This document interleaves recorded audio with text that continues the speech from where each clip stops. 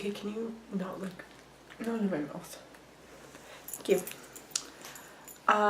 Hey guys, so, don't cry, don't cry, don't cry.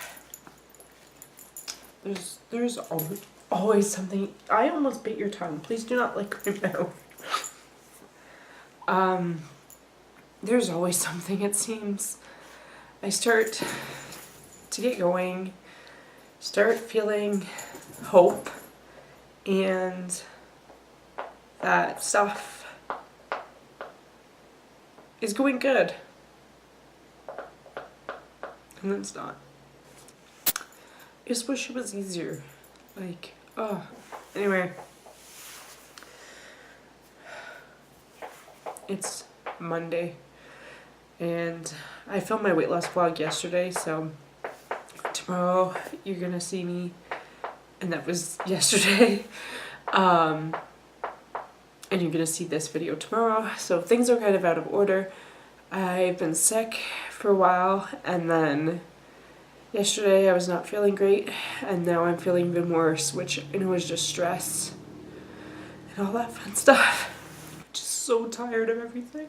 It's like no matter what I do, no matter how hard I try, there's always something else that just has to be in my way. And Taylor's not impressed with me lately.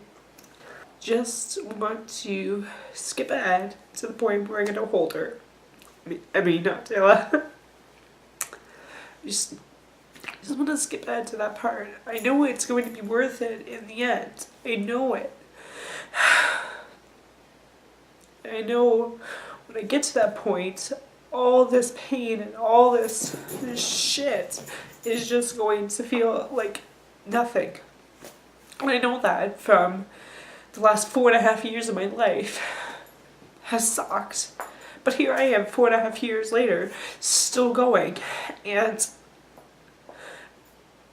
a lot of the pain that I felt then has been gone now.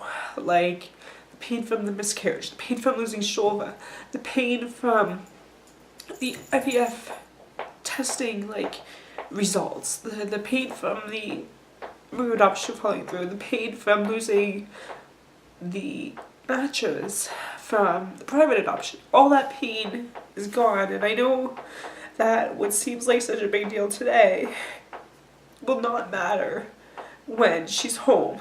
But right now it sucks, and I'm so tired of it. So yesterday I did a whole bunch of paperwork. I was super excited. I had a plan. I was like, okay, well, I know I need to pay my brother back, but I also want to start paying down agency fees so that way I can do my home study as soon as possible. So I'm like, okay, get some of the paperwork done so that way as soon as you have money, you can send in stuff and you can start getting everything going in terms of agency registration. And whatnot. So I worked on my coordinating agency registration. I got that totally done. All the paperwork for that. I got all the paperwork done, or most of my paperwork done for my home study stuff. I just I'd done the rough copy before, so this was just the good copy. And there was stuff that I couldn't do yet, because I had to wait till I was closer to my home study. And that was fine and stuff. And I was so proud of myself for getting all this stuff done, even though financially I wasn't ready for submitting fees and stuff like that. But I was so happy because it was oh, I got all this paperwork done. And I felt like I was moving forward. And then I found out that here, the financial requirements to get my home study approved are totally different than when I did private adoption in Manitoba.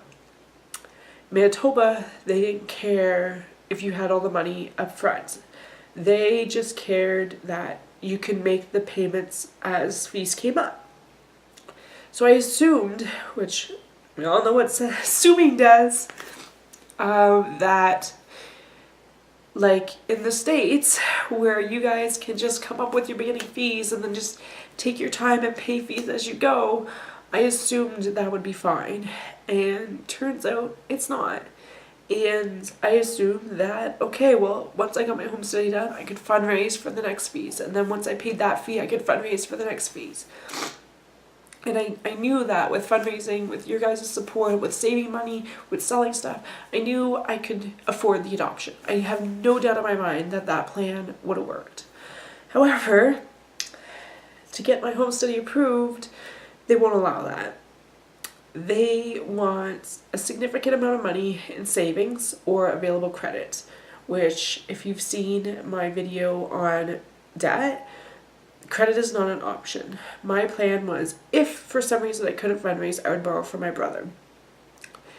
And that's all fine and dandy, but they're not going to accept, oh, I have the fees just to get by and I'm going to borrow from my brother.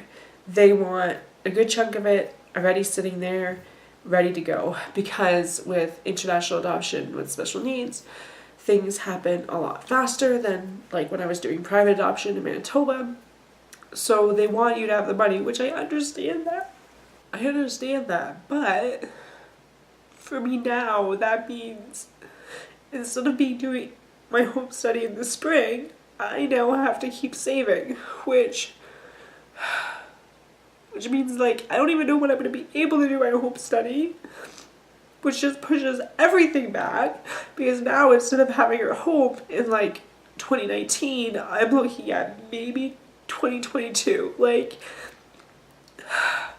that's like 3 years later than I could have had her home. Like, now there's no point of fundraising, because if I need all this money up front anyway, then I won't have a need to fundraise because I'll have all this money. And it probably is better financially to have to do it this way, but it just means that everything gets pushed yet again. Everything gets delayed yet again. I'm just so tired of it. I just want her home. I don't want these delays. I don't want to deal with this. I just want it done with. I'm so done. So tired. I put so much on hold because my goal was just to hurry up and save the money for the home study so I could get that going. And now it's like, it doesn't even matter. So stuff like, I don't have a TV, I don't have a bed, I don't have a couch, I don't have like any furniture. It's now like, I can't live like that for the next 5 years. So now my priority is I'm gonna pay my brother off as soon as possible, since there's no reason not to, because it's not like I need the money for anything soon. And then each pay I'm gonna put away a little bit to buy something. So like this pay coming up, I'm gonna splurge and get a TV and a computer chair, so that way I can at least have something to do. And so, I don't know. And now I'm really happy that I increased my grocery budget, because my grocery budget was only $25 and now I've raised it to $50. So I'm glad I did that. That I had done before, that extra $100 a month. It's going to be a huge deal in terms of the adoption stuff when I'm looking at $30,000–$40,000. I'm just tired. I just want something to go right for once. I just want something to be maybe not easy, but smooth. Like, I can't give up. I did a video before about just being like child free. I can't do that. I can't. I want to be a mom so bad. That's all I want. So I can't give up on that. It will happen. It will. It's just hate that every time I take a step forward, I get pushed back 20 steps. And I just feel like I'm never actually moving anywhere. There's always something. I thought about doing like fostering or adopting for foster care, but the system here is so broken. And it's going to take just as long, and it's not the path that I meant to take. I'm just tired of, no matter what I try, something stands in my way.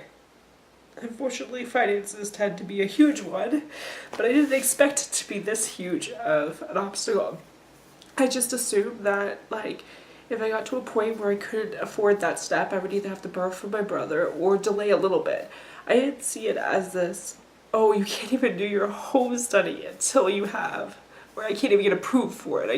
I can start it, but it doesn't matter. If I had known this is how it would have been, I would have never applied for provincial approval. I would have waited to do the immigration stuff. Like, the immigration stuff I know won't expire, but because that's like almost like 4 years I have to bring her home. But the provincial one's going to. Not that it cost me money.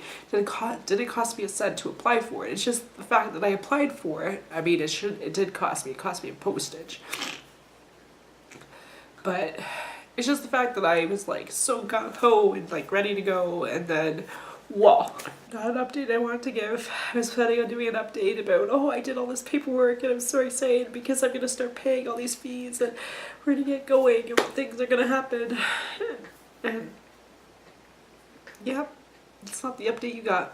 For right now, I'm postponing the auction. I was gonna do an online auction in November, but now there's no point because, yeah, sure, it helps me get closer to having enough to do my home study, but it's not $40,000 worth. I'd rather wait until my home study's approved to do something that big and do that for like travel or something. So yeah, the other fundraisers are still gonna happen, like they're still up and whatnot, but like the t-shirt, I think a t-shirt, coffee, and then we have like the tag, the bag, and the puzzle. So I'm just gonna keep those going because there's no point on stopping those, but I just don't want to be putting too much work into fundraisers that don't really matter when I can't move forward for I don't know how long. With my current savings, which I don't even know how much I'm going to be able to save because it depends on how much take-home pay I get, which I won't know that till next week.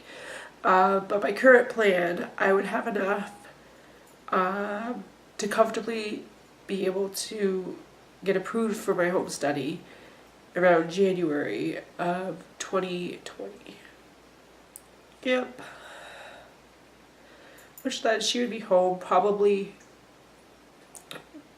mid-2021-ish, maybe early 2022. Which back in 2013 when I started this journey, 2017 seemed like forever. But, so I know I'll get there. I know I'll get there. I can't give up. I know when I get there, this will be nothing. This will be nothing. Just right now, it sucks. It sucks so much. And I'm so tired of it. I'm so tired. Anyway, I'm going. So, thank you guys for your support. Thank you. I'll talk to you guys later. Bye, guys.